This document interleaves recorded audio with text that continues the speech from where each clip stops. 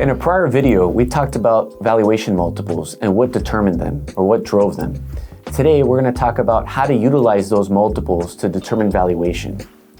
In general, valuation multiples are multiplied against Adjusted EBITDA. Now, the devil's in the details, so let's dive into what those adjustments are typically. There are 5 sources of adjustments that you typically will find within EBITDA. The first is personal expenses. In my experience, a lot of clients run personal expenses through the business, and that's pretty common. What we try to do is add back all of those expenses so that we can reflect what the new owner, without those personal expenses, would achieve with the business in their hands.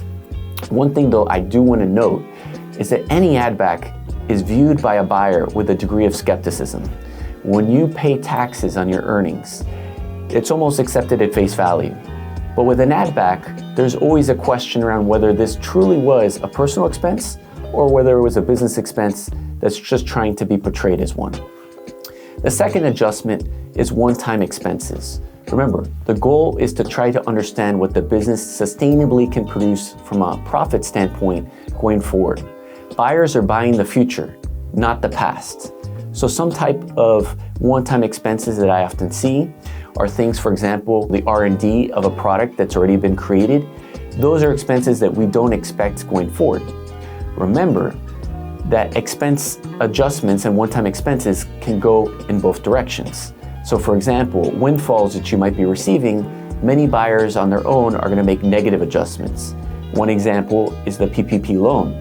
That was a one-time windfall that business owners got, but buyers are not expecting to be able to receive it going forward.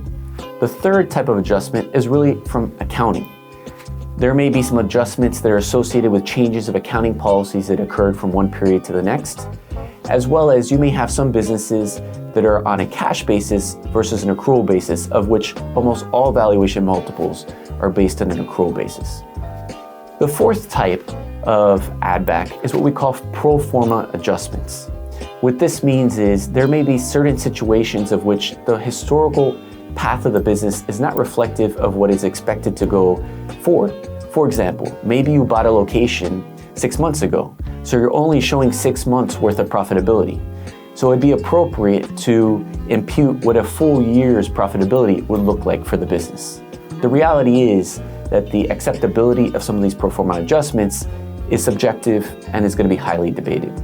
And the last is synergies. Synergies is specific only to buyers that are strategic, meaning they're within your industry and that they can benefit from the collective size of you both.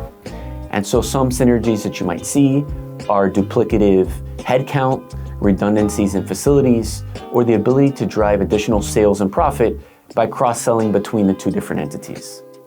And so when you put all those things together, that is the Adjusted EBITDA number that gets applied against the multiple.